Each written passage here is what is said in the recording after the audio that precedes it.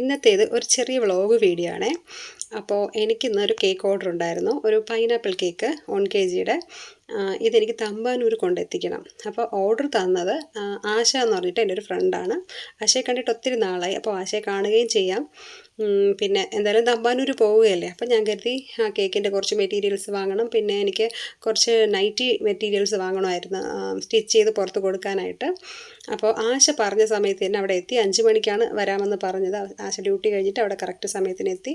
അപ്പോൾ ആശയെ കണ്ട സന്തോഷത്തിൽ ഞാൻ കുറച്ച് ഫോട്ടോസൊക്കെ എടുത്തു. അതിനുശേഷം ഞങ്ങൾ നേരെ ഈസ്റ്റ് പോർട്ട് വന്നു.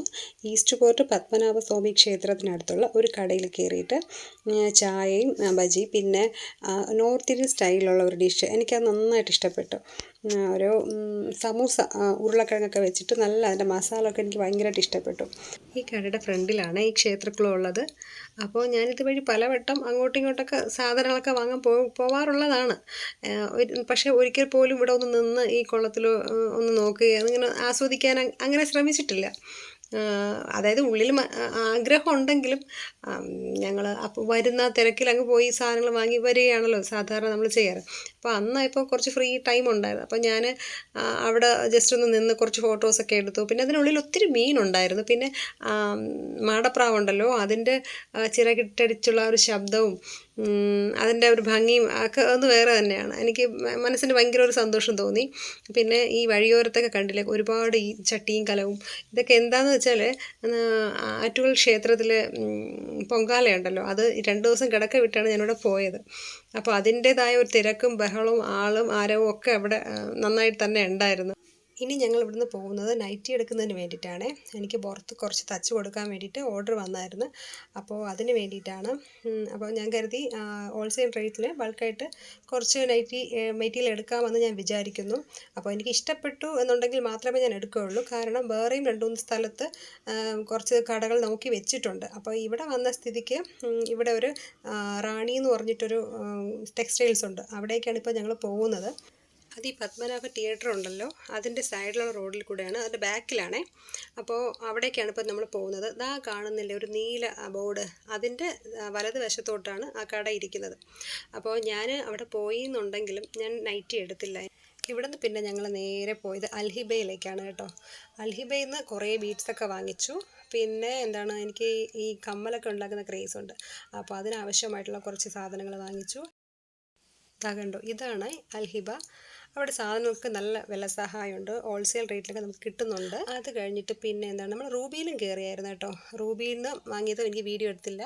പിന്നെ നമുക്ക് കേക്കിൻ്റെ മെറ്റീരിയൽസ് വാങ്ങണമായിരുന്നു. അപ്പോൾ അവിടെ വന്നിട്ട് ഞാൻ കേക്കിൻ്റെ ബോർഡും ബോക്സ്, പിന്നെ എന്താണ് വിപ്പിംഗ് ക്രീം, അങ്ങനെയുള്ള കുറച്ച് ചില്ലറ സാധനങ്ങളൊക്കെ ഇവിടെ നിന്ന് വാങ്ങിച്ചായിരുന്നു.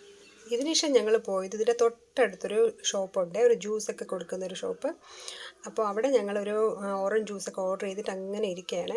അല്പം കഴിഞ്ഞ ഉടനെ ഓറഞ്ച് ജ്യൂസൊക്കെ വന്നു. ഞങ്ങൾ അതൊക്കെ കുടിച്ച ശേഷം ഇവിടെ നിന്ന് നേരെ വീട്ടിലേക്കാണ് പിന്നെ പോയത്. അപ്പോൾ ഞാൻ വാങ്ങിച്ച കുറച്ച് ബീഡ്സൊക്കെ ഉണ്ടല്ലോ, അത് ഞാൻ വീട്ടിൽ പോയ ശേഷം നിങ്ങളെല്ലാവരും കാണിച്ചു തരുന്നതാണ്. അപ്പം ഇതൊക്കെയാണ് ഞാൻ അവിടെ നിന്ന് വാങ്ങിച്ചിട്ടുള്ള സാധനങ്ങൾ. എനിക്ക് ഏറ്റവും ഇഷ്ടപ്പെട്ടത് ഈ ക്രാക്കഡ് ബീഡ്സാണ്. ഇത് നല്ല ലാഭം ഉണ്ടായിരുന്നു.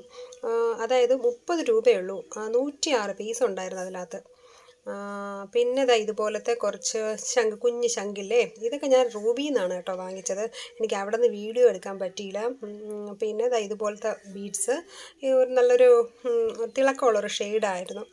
അപ്പോൾ അത് വാങ്ങിച്ചു. പിന്നെ എന്താണ്, ഇതുപോലത്തെ കുഞ്ഞു പേള്. എനിക്ക് സ്ഥിരം ഇത് തന്നെയാണ് പരിപാടി. എവിടെ പോയാലും ബീഡ്സ് കണ്ണിൽ കണ്ട ഉടനെ അത് വാങ്ങിക്കും. ഇതുപോലെ കുറേ വാങ്ങിക്കൂട്ടിയൊക്കെ വെച്ചിട്ടുണ്ട്. അങ്ങനെ ഇതുപോലെ കുറച്ച് ബീഡ്സൊക്കെ അവിടെ നിന്ന് വാങ്ങിച്ചു. പിന്നെന്താണ്, ഇതുപോലെ സ്റ്റിക്കറാണ് ഇത്.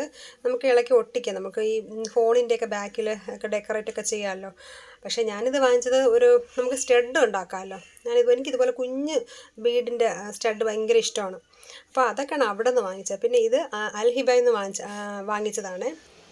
ഇതിൻ്റെ വില വന്നിട്ട് 50 ഗ്രാമിന് 30 രൂപയാണ്. അവിടെ സ്റ്റാർട്ടിങ് 50 ഗ്രാം മുതലാണ് അവിടെ സെയിൽ ചെയ്യുന്നത്. അപ്പോൾ എനിക്ക് ഈ കളർ നന്നായിട്ട് ഇഷ്ടപ്പെട്ടതുകൊണ്ട് ഞാൻ ഇത് വാങ്ങിച്ചു. നമ്മൾ കണ്ണിൽ കാണുമ്പോൾ ഇഷ്ടപ്പെട്ടത് വാങ്ങി വെക്കുന്നതായിട്ട് എൻ്റെ ഒരു ശീലം. കാരണം നമുക്ക് പെട്ടെന്നൊരു വർക്ക് വന്നാൽ ചെയ്യാമല്ലോ, അപ്പോൾ പിന്നെ ഓടണ്ട. പിന്നെ കമ്മലുണ്ടാക്കാൻ വേണ്ടി ഇതുപോലെ ജംറിങ്ങും ഒക്കെ ഞാൻ വാങ്ങിയിട്ടുണ്ട്. പിന്നെ ഞാൻ അവിടെ നിന്ന് വാങ്ങിച്ചത് നമ്മുടെ ഒരു യെല്ലോ കളറിലുള്ള ഒരു ക്രിസ്റ്റലിൻ്റെ ബീഡാണ്. ഇത് 20 രൂപയാണ്. ഇതും എനിക്ക് ലാഭമായിട്ടാണ് തോന്നിയത്. നല്ല തിളക്കമുണ്ട്, നമ്മൾ വീഡിയോയിൽ കാണുന്നതിനേക്കാളും നല്ലൊരു തിളക്കമുണ്ട്. അപ്പോൾ നമ്മൾ ഇതൊക്കെയാണ് അവിടെ വാങ്ങിച്ചിട്ടുള്ളത്. അപ്പോൾ ഇന്നത്തെ വീഡിയോ ഇവിടെ അവസാനിക്കുകയാണ്. നിങ്ങൾക്ക് എല്ലാവർക്കും എൻ്റെ വീഡിയോ ഇഷ്ടപ്പെട്ടു എന്ന് ഞാൻ വിചാരിക്കുന്നു. മറ്റൊരു വീഡിയോയുമായി ഞാൻ വീണ്ടും വരുന്നതാണ്. എന്നെ എല്ലാവരും ഒന്ന് സപ്പോർട്ട് ചെയ്തേക്കണേ. ഒന്ന് സബ്സ്ക്രൈബ് ചെയ്യണം, ഷെയർ ചെയ്യണം, ലൈക്ക് ചെയ്യണം ഒക്കെ ചെയ്തേക്കണേ.